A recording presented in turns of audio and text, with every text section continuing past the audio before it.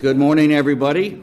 I'd like to call this meeting of the Children's and Families Committee to order. Great to see everyone. It's been a while. So ask, of course, our members and visitors to be seated. And also, of course, you know the deal about the cell phones and electronic devices to keep them on vibrator silence.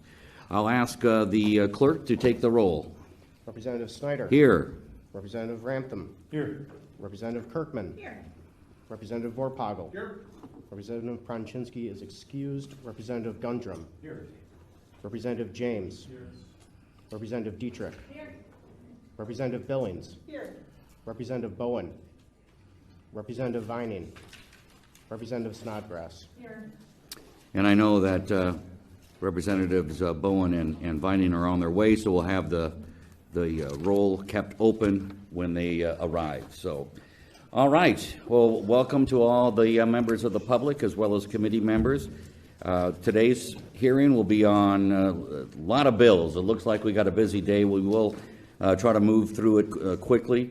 Bills 503, 423, 24, and 25. Those will all go at once. 577, 289, and 412. Wisconsin Eye is doing this hearing live. People, if you haven't registered already, you can register outside to either speak or register in favor or information only or against, and then hand that to the page who will give it to the clerk. And the committee will generally follow the bill order that was printed out, though there could be some changes. Also, the general order in which we call speakers are the authors, the agency, and the rest of the people on testimony. If you have time obligations or something of that nature, please let the clerk know, and we'll try to move things up. Speakers that given written testimony to the messenger or to John there, do that right before you're going to be speaking. Otherwise, if you do it earlier, things start to get confusing a little bit. So if you have written testimony to be handed out, do that right as you are coming up to speak. The clerk sorts the hearing slips for the different topics. And again, as I mentioned, author, agency, and speakers. So the order of the bills will be AB 503, 423 through 25, 577, 289, and 412. So with that in mind, I will call up our first speaker for AB 403, and that would be 503, excuse me, 503, and that would be Representative Amy Loudenbeck and Senator Kathy Bernier. Welcome. Hi. Hello. I'm going to defer to my colleagues since we're in the assembly right now. Okay. I'll give you the honors. Okay. Good morning, everyone, and thank you for the opportunity to share some information on our bill, Assembly Bill 503. A few of you on the committee are co-authors or co-sponsors, and I appreciate that. What we're talking about today is subsidized guardianship. So guardianship is one of three legal permanency options for kids in care. For reunification is an option, and termination of parental rights and subsequent adoption is an option. And then, so subsidized guardianship is basically that third option, which is really positive. So if reunification or adoption are not possible or in the best interest of the child, they can be placed with a relative or someone who is like kin, and that person becomes the permanent legal guardian and also receives a payment, and the youth is able to remain on getting medical coverage through Medicaid. And so the rate is set as either less than or the same as the foster care payment rate. The subsidized guardian can consent, but they can, for all of the regular activities that a normal parent would consent with, but you can maintain those relationships with family if that makes sense for the youth. So right now, counties use the funds that they get through Children and Family Aids to fund subsidized guardianship payments. So this option exists, but if you think about the money following the child, once that termination, say termination of parental rights and a permanent adoption takes place, those payments would discontinue. Well, under subsidized guardianship, they would continue. So in back in 2011, 2013, the change was made to allow these payments for subsidized guardianship, but there was never, the dollars were never funded to actually pay for the placement for the number of years. So the payments have compounded over time, and what we did in the budget was we did the motion to spend the dollars we already appropriated the money to pay for this, but with the commitment that we would come back and get the policy right and work with the agency and the counties and make sure that we covered all of our bases, and so that's what, and vetted the bill, so that's what we're doing today.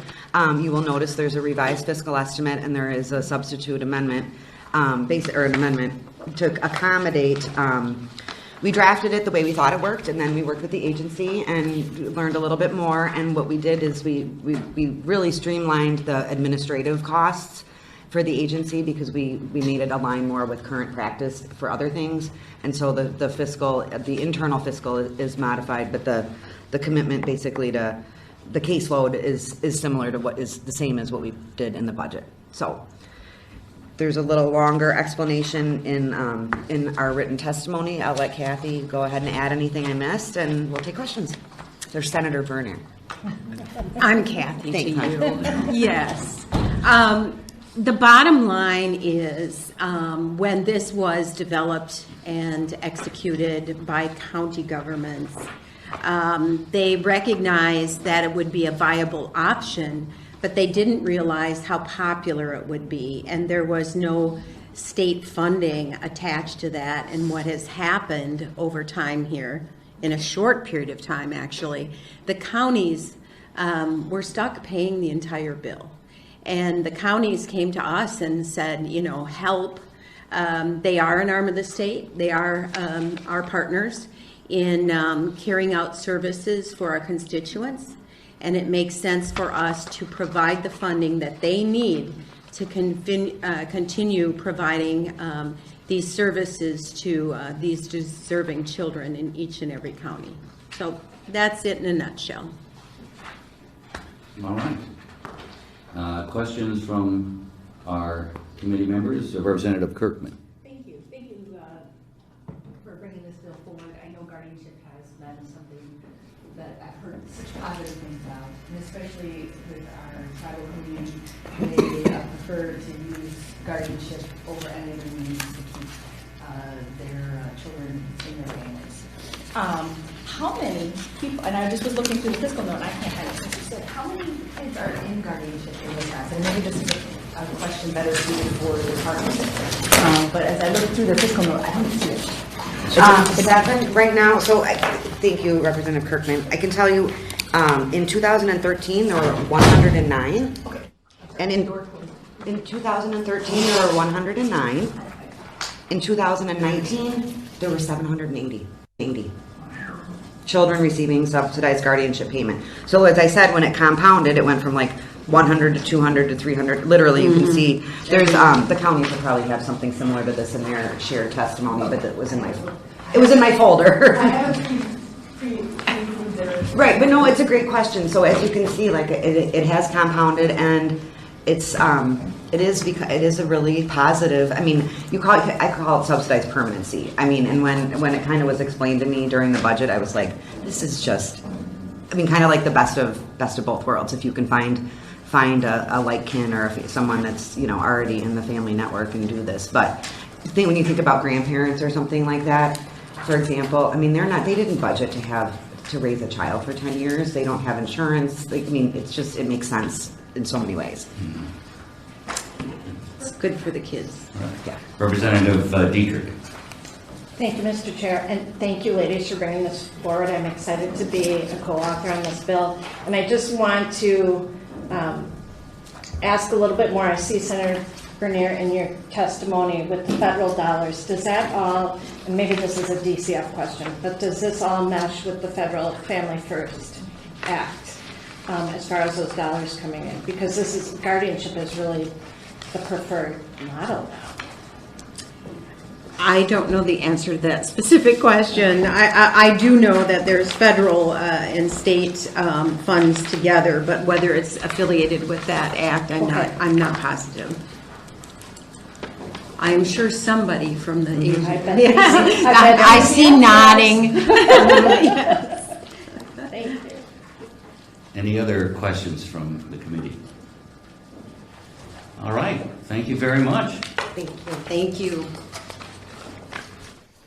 Next up, from the Department of Children and Families, Amanda Merkway and Wendy Henderson.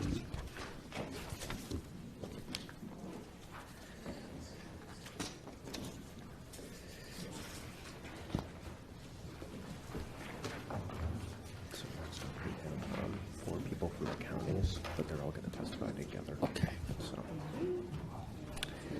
All right, well, good morning. Start anytime you'd like to.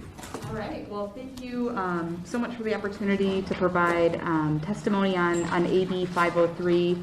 DCF absolutely supports this bill, assuming that Assembly Amendment 1 is adopted. As originally drafted, AB 503 would require DCF alone to provide subsidized guardianship payments. So essentially would have DCF be the payor directly to the guardians, which is not the way that current practice works. And so I think the amendment has been mentioned, kind of gets everybody what they're looking for and won't leave counties on the hook to cover the difference for the cost of subsidized guardianships with county levy for what is not covered by CFA. As has been mentioned, you know, the 3 permanency options available: termination of parental rights, reunification, and guardianship. The kind of key piece for keeping families together and kind of the philosophical alignment with Family First is with termination of parental rights, it is a complete kind of legal severing of the relationship between the child and their parent, and the child and their siblings, and the child and aunts and uncles and grandma and grandpa and their entire family. And so the option of guardianship is a great way to kind of give that parental decision making to the guardian, but can maintain those legal bonds between the child and the rest of their family members. I think most of the written testimony that's provided are pieces that the sponsors have already touched on, but to kind of address a couple of the questions that were raised. So I don't think that our supplemental fiscal note has been uploaded into the legislative website yet. It was submitted yesterday, but I included a draft. I think that's the original. This was handed out. Oh, excellent. All right. Well, then I checked too early this morning. But it's also attached to our testimony so that you have it. And in that updated or the supplemental fiscal, it highlights kind of the numbers for 2020. So in calendar year 2020, there were 930 subsidized guardianship agreements in place in balance of state. And so as we were kind of figuring out how the mechanics would work and of the reimbursement to the counties, we also anticipated that with the state reimbursing for the full cost of subsidized guardianships, that it might be utilized more often. And so as a result, our kind of estimates have shown that even if there's a jump to say 1,300 or more SG agreements, that we would still be able to cover that full cost. I think another key piece of the amendment and why I think it kind of addresses any issues in the future with rising caseloads is that unlike CFA, the allocation that SG will go into, there's 2. One is the kind of the GPR and one is the 4E. And it would be in the same appropriation as state foster care and adoption assistance. so that, it's kind of directly tied whenever they're doing those reestimates at budget season, directly tied to caseloads and expenditures, which CFA is not so much a direct relationship. And so the hope is that any time that there are reestimates, it'll really be based on what the caseloads and expenditures are on the county side, so that the counties aren't stuck, having to cover any difference with levy. But happy to answer any questions that folks may have. We're really grateful to the authors for bringing this forward, because this is such an important, I think, logistical and financial piece for the counties, but also a philosophical alignment with the department's implementation of Family First. Okay. Wendy, did you want to say anything, or? The only thing that I would add is that, Family First has two pieces. It's got the philosophical component, and then it's got the money piece. And so subsidized guardianship, absolutely in line with the philosophical piece. And then just to, answer directly, the FLORI reimbursement doesn't change under Family First for subsidized guardianship. So there's lots of areas, the deep end of the residential care system and stuff like that, but subsidized guardianship will stay. So regardless of whether those costs are paid directly by the counties or reimbursed through the state, that'll be the same. Okay. Representative Kirkman. Thank you. So do we see a reduction in kids then in foster care and as the guardianship increases? That's a great question. That is a great question. I think in theory, yes. There are some cases where adoption is not, like if a child is placed in a foster home and that particular foster parent does not want to pursue adoption, this could, reach that permanency, so the child isn't just languishing in foster care because maybe it's a family member or maybe it's like kin who don't want to terminate that legal relationship. And so as a result, the child might just kind of languish in foster care, knowing they want to stay there long term, but this gives that finality that will then terminate the CHIPS order, and then it would just be the subsidized guardianship order that is in place, and then there's annual kind of redetermination. So I think in theory, yes, but I can see, we can look at the data to see, since it's been in place in 2013, is there a relationship that can be? That's what I was trying to do for 10 years now. Yep. Roughly, you have some data. And again, getting kids to forever homes, whatever that might be, it's our main goal here. As we improve and make adjustments to our system, it's just nice to give us a snapshot on the data. And again, maybe just real quick, and I'm going to deviate just for 1 second. Do we see the number of cases of kids going into foster care? Are we holding our own over the last 2 years or 3 years? I mean, COVID has changed the world. And, I just, since we have you here and we haven't really had a hearing, I might as well ask that question. Absolutely. And, we have a lot of information on our website, which is really helpful. I can say that the removals of children from their home has decreased. So, since 2016, the number of children removed per day has gone from 14 kids per day down to 10 children per day. And, you take that over the course of a year and you think about all of the, other pieces that are related to removal. So those numbers have gone down. They've stayed relatively steady over the past couple of years. So we have not seen, that's through to date in 2021. So we haven't seen, I think people were worried when children went back to school that there was going to be this huge spike. The data is not bearing that out right now. So that's what I can tell you right now. I think that we will be more than prepared at the annual hearing to really dive into that too. So that's just a little teaser for you at the moment. Yeah, absolutely, right. But if you could follow up with data on that foster care. Yes, we'll look at that. Representative Rampton.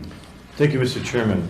I would like to compliment Rep. Kirkman's question. I thought it was great because on page 2, paragraph 3, we talk about the appropriations of $2.4 million in GPR for the current biennium, and then more than double that for the next one. I'm looking for the value proposition as well, and I think if you can show a shift in how kids are cared for and into the foster programs kind of thing, that would help qualify these big numbers.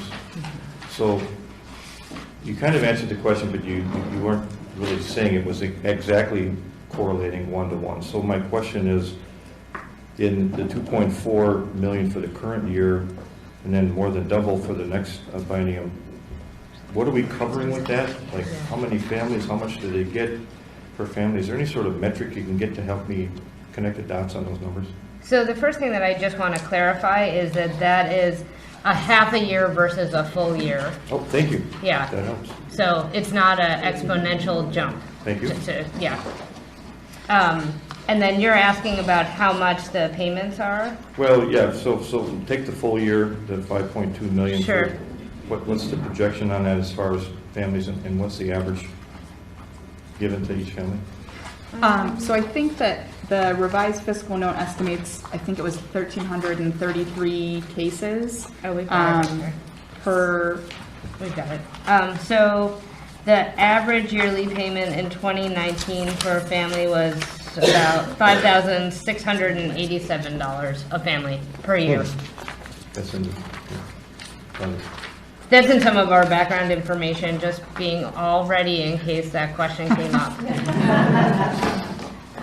Thank you. I saw Rep. Laudenbach got up too. I think she was going to jump on that numbers thing. She's JFC, but I think She you had got it. covered. So, thank you very much. Thank you, Sure. Mr. Chairman. and then I guess another kind of note to that point of how that rate is set. So it is based on the foster care rate at the time that they are still on the CHIPS order. There are kind of annual redeterminations if there are changes, but that's where that initial rate comes from. All right, any other questions from committee members? All right, thank you very much. Thank you. Thank you. Next up, we're going to have some folks from the county come up as one unit. Sarah Dietrich Kusdorf, if I mess anyone's name up, I apologize. Jason Witt, Julie Driscoll, and also Christine Hovell, all from counties. One thing I'll ask maybe is, as you talk, maybe move the mic kind of towards you a little bit so the folks on Wisconsin Eye can hear. All right, I'm going to start out. All right. All right, I'm Sarah Dietrich Kasdorf. I'm the Deputy Director of Government Affairs for the Wisconsin Counties Association. I want to thank you so much for holding a hearing today on Assembly Bill 503. I am joined today by three experts who know a lot more about this than I do.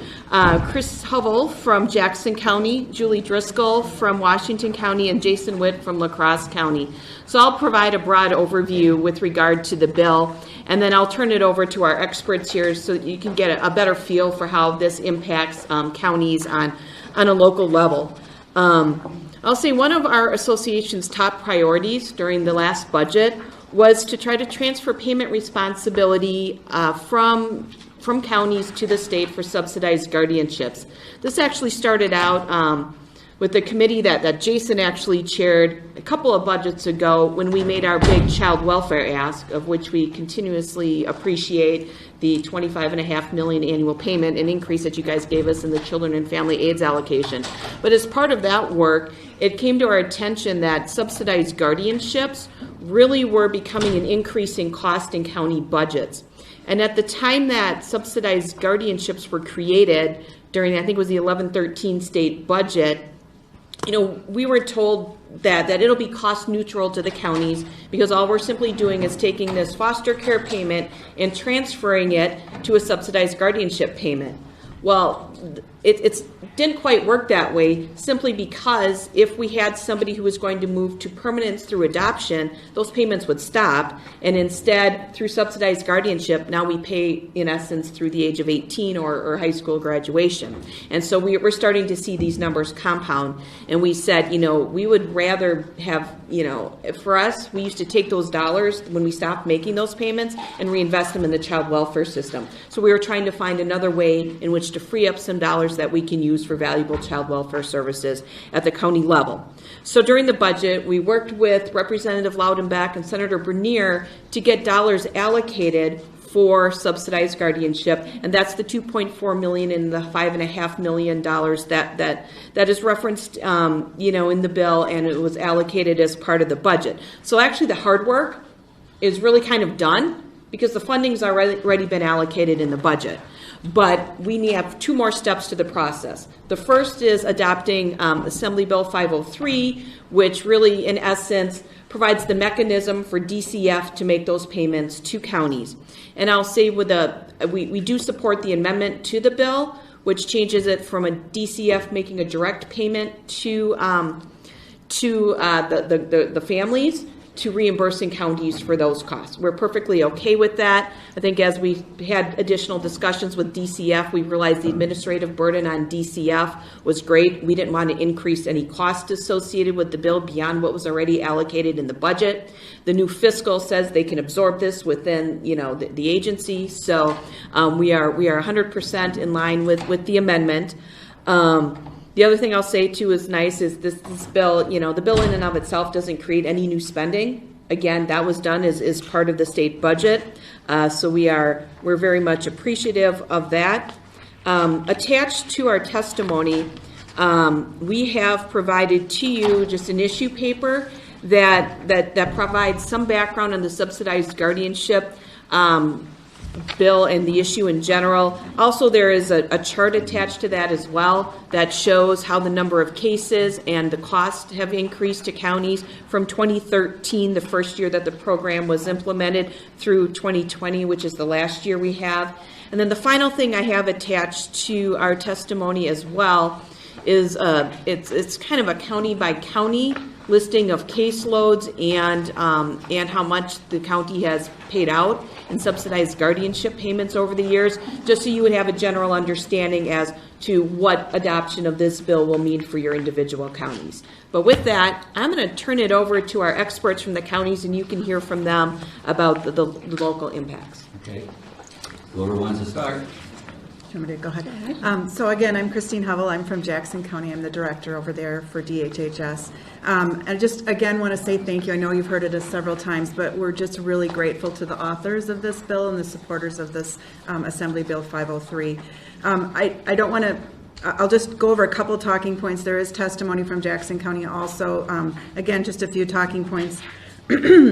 I did want to address, though, just to start with, there was a question about Families First and how this might affect or not affect Families First. And I will tell you that the cost for our subsidized guardianships in Jackson County, we're just a small county of about 20,000.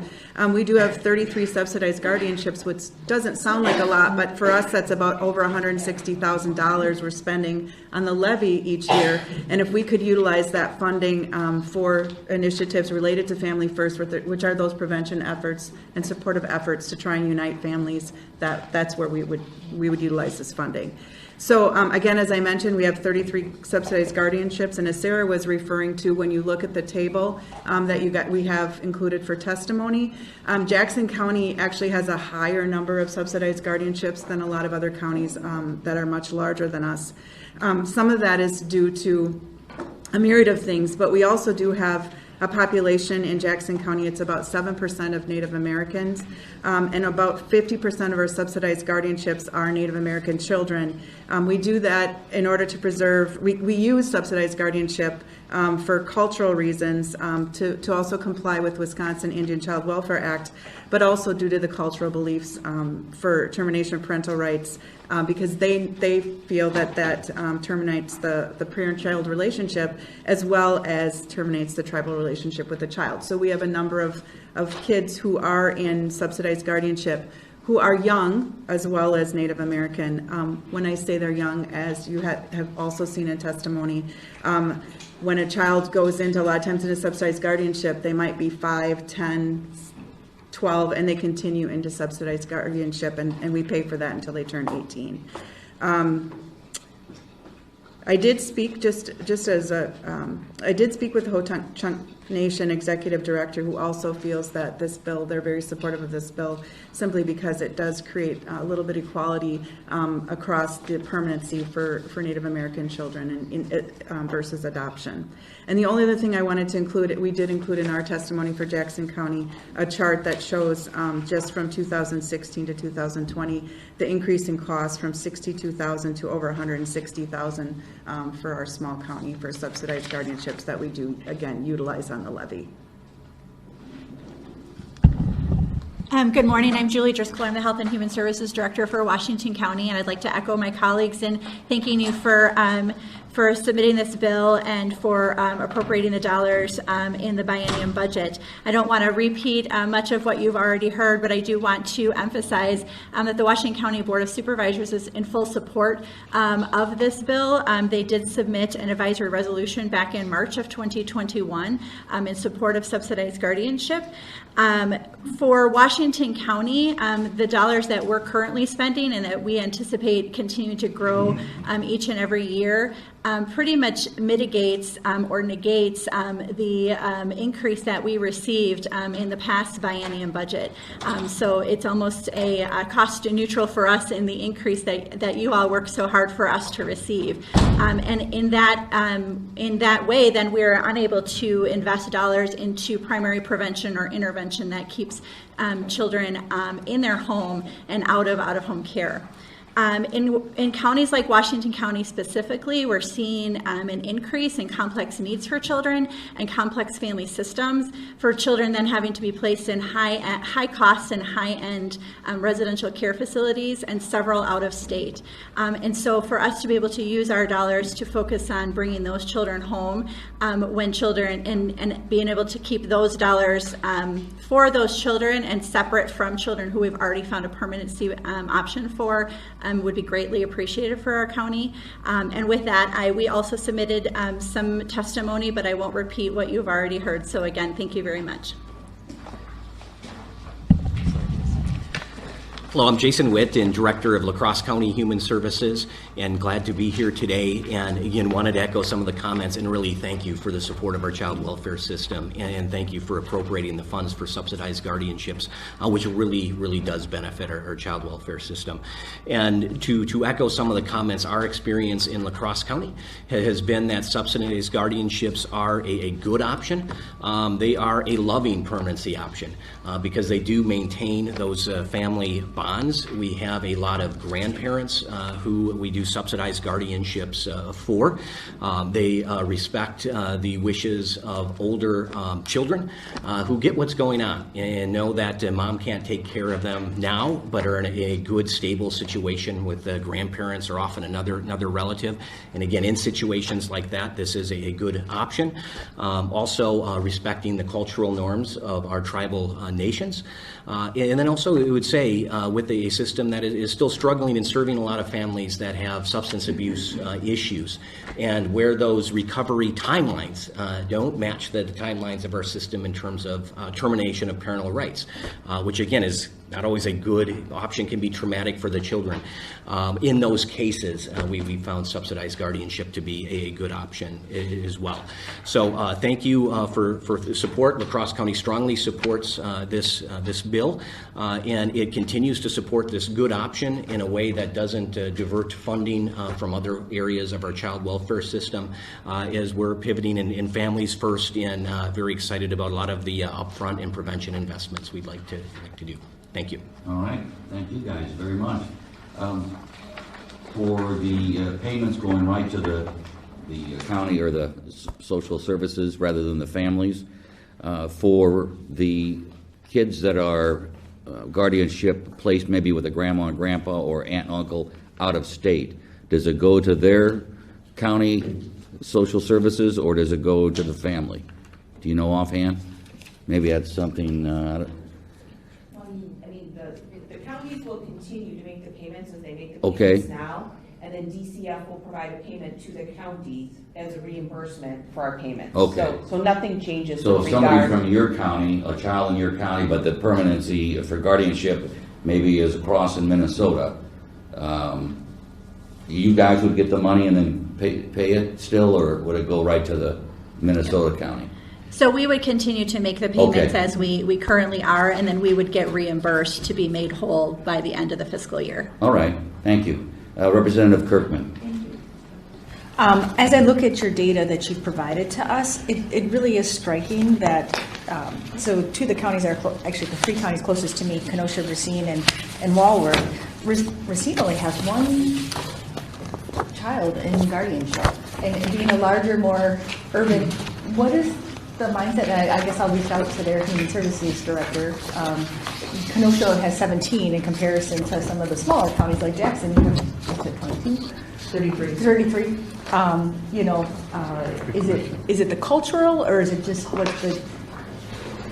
For Jackson, there's a lot of cultural conversation. Sorry, there's a lot of cultural background and conversation that happens. Yes. So, but also there's the AODA issues as well.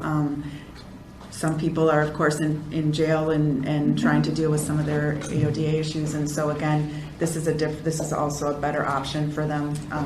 I guess I was trying to see. So are those counties, the counties that I represent, are close to me, just not making guardianship something that's available? I mean, I would say, I mean, it's, you know, different counties, I think, handle it differently. I mean, but it's my understanding that counties are required to offer subsidized guardianship as an option.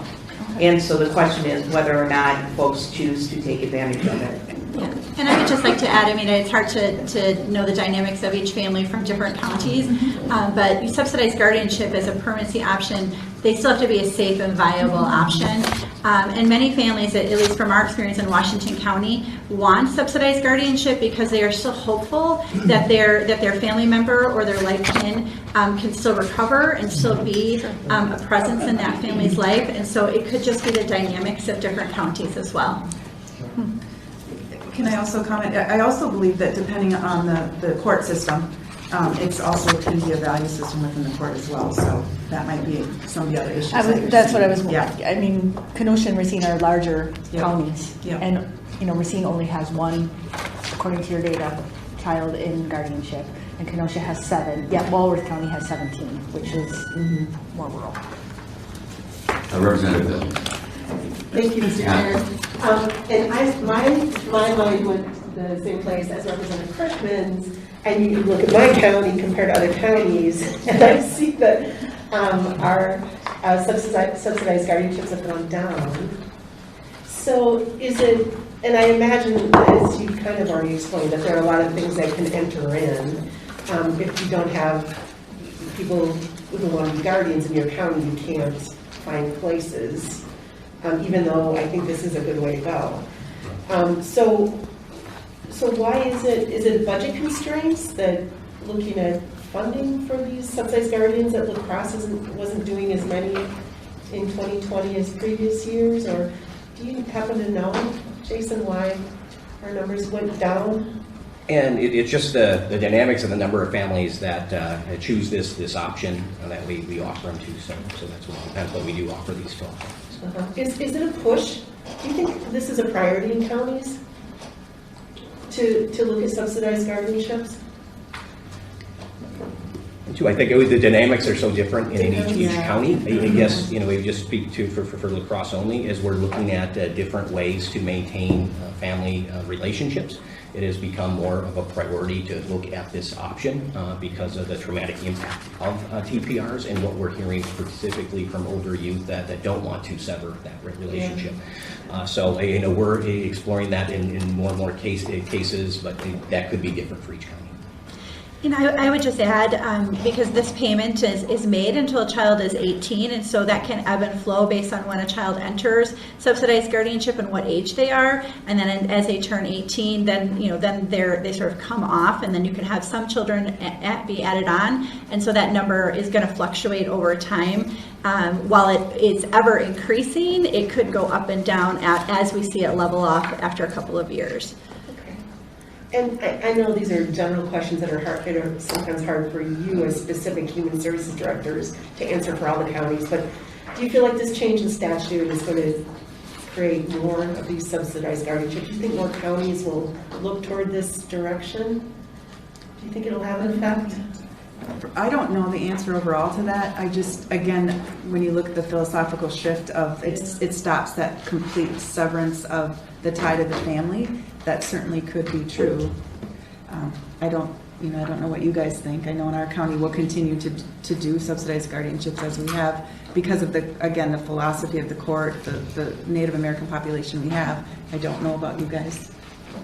Yeah, I mean, it's a potential, as this is given a continued option to family members, it is less traumatic, as Jason indicated, than again, going through a full termination of parental rights, as well as it still creates that sort of place for families to totally not separate from their family members and from their children. And so as this becomes more of an option, I could see more people wanting it. But again, those have to be safe and viable placements as well. So there's a lot of factors that go into it. All right. Thank you all for your good work for kids in our counties. I appreciate it. Do you think that this is picking up with a little more frequency because it's harder to find foster families? And so they are kind of, agencies are kind of pushed maybe to look at alternatives because I know in our county we're always looking for foster families. So maybe this is a way to, if you don't have the number of foster families, as a solution. It's another option for permanency that's been a great option for us.